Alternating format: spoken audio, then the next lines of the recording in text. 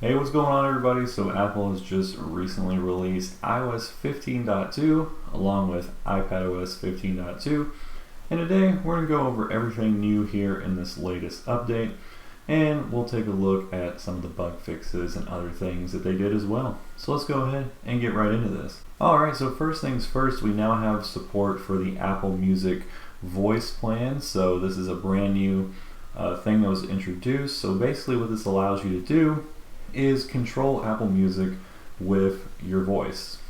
Pretty self-explanatory, right? Now, the only thing is, if you choose this plan, yes, you'll be saving a little bit of money because it only costs $4.99 per month compared to the individual plan, which is $9.99 per month. But you actually cannot go into the Apple Music app and control music that way. You literally can only use Siri to do this. So if this is something that you might be interested in, well then, there you go. You can save some money on Apple Music. I don't really understand the appeal to this. Maybe some of you guys could explain it to me in the comments below. But really the only thing I can think of is if you use a HomePod for your music purposes, well then this will be absolutely perfect for you. But it's going to work across all of your devices.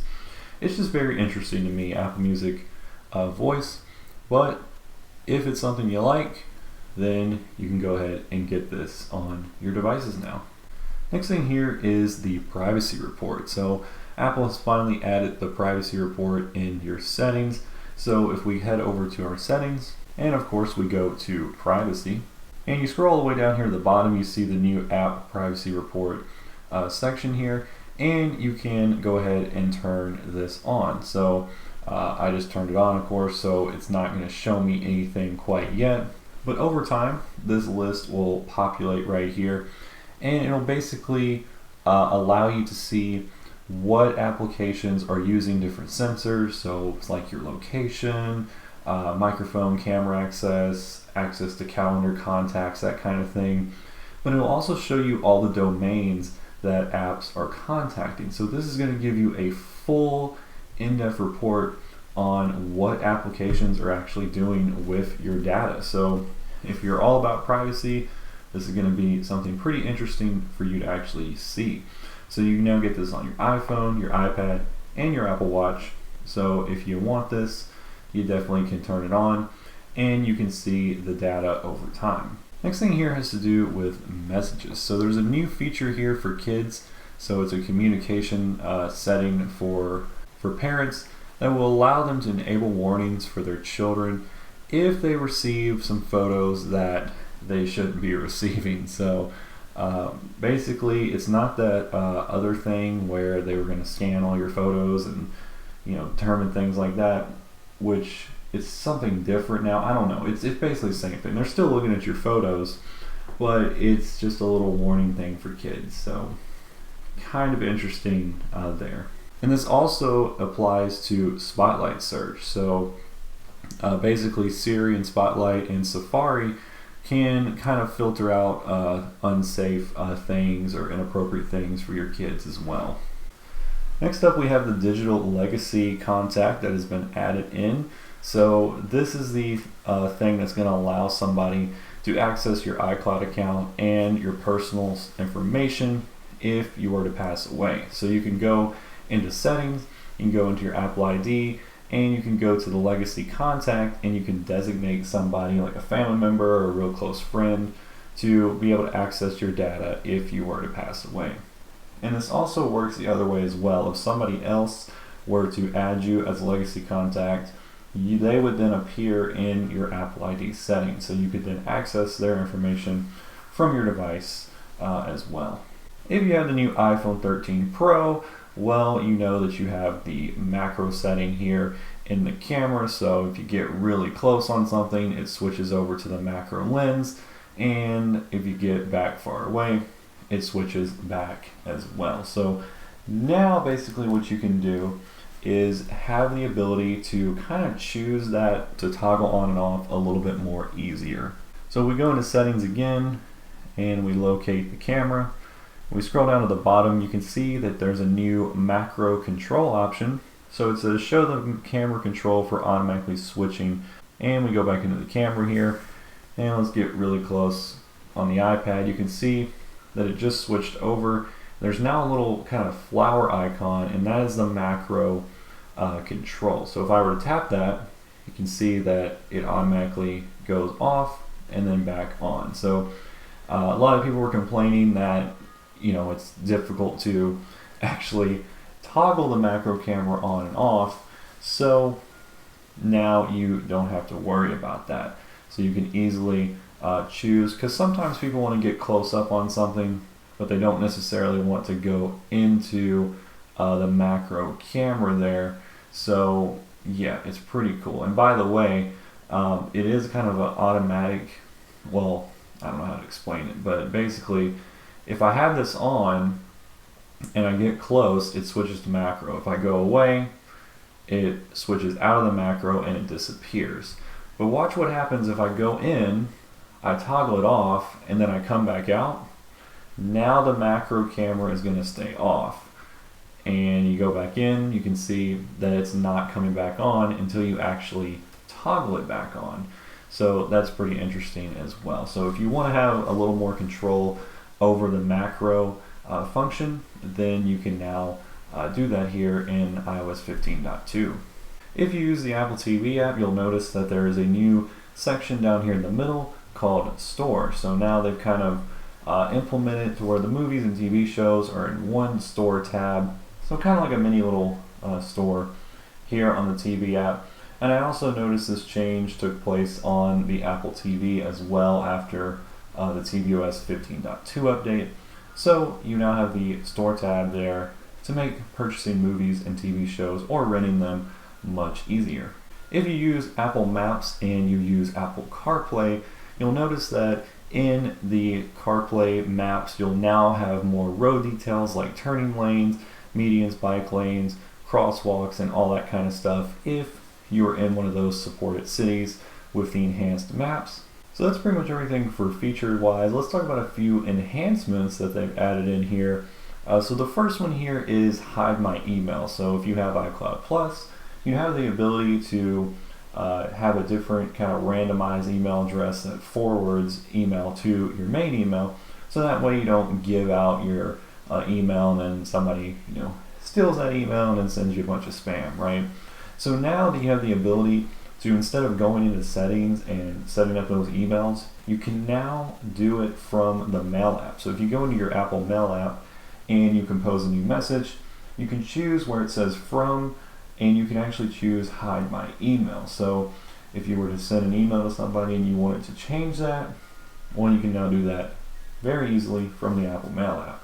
Also in iOS 15, they added a feature to where you could still locate your iPhone even after the battery had died. Well, now Apple has added 5 hours of time that you have to locate an iPhone using Find My in its power reserve mode. So after your phone dies, you can still find it up to 5 hours. So that's pretty cool. The Stocks app got a couple little minor things here. Let's just go to, Apple stock and show you this here. So you now have currency, so you can see that Apple's listed under NASDAQ and it's in US dollars. So you have your currency right there. So if you were to look at US stocks or European stocks, you would now be able to see what currency is being displayed. And also on the charts, we've always had the shorter term charts and the longer term charts, but we've never had a year-to-date chart. Well, now we do. So you can now just tap on that and you can see year-to-date performance of a particular stock. And the final thing here is with your reminders and your notes.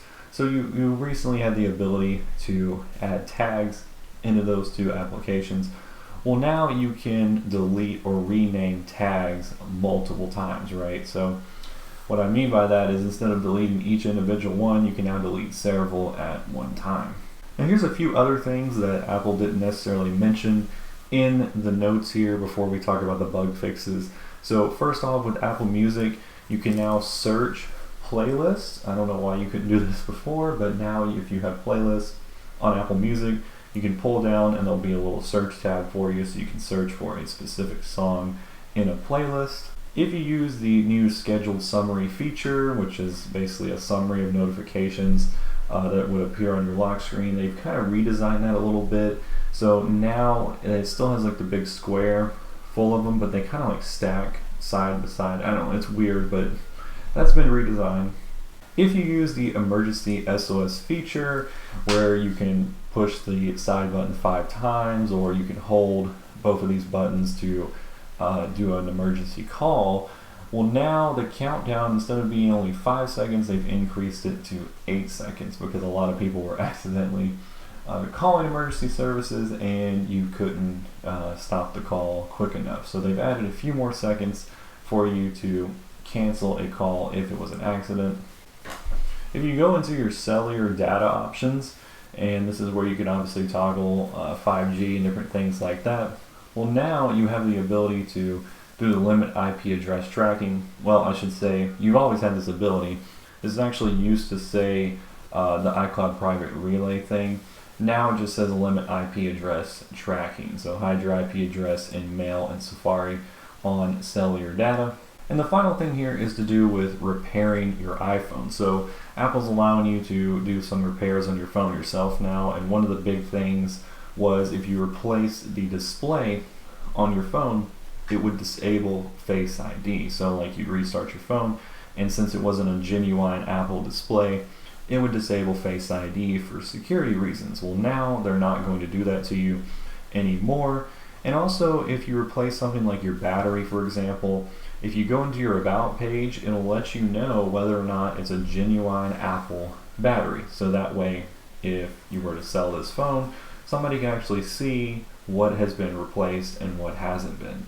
So that'll only show up, of course, if you replace parts on your phone. Let's talk about the bug fixes here in 15.1. So the first one is Siri may not respond while VoiceOver is running when your iPhone is locked. So that was an issue that's now resolved. If you have an iPhone 12 Pro and up, you can do the RAW photos. Well, there was an issue where the Pro RAW photos may appear overexposed when you're using a third-party editing app.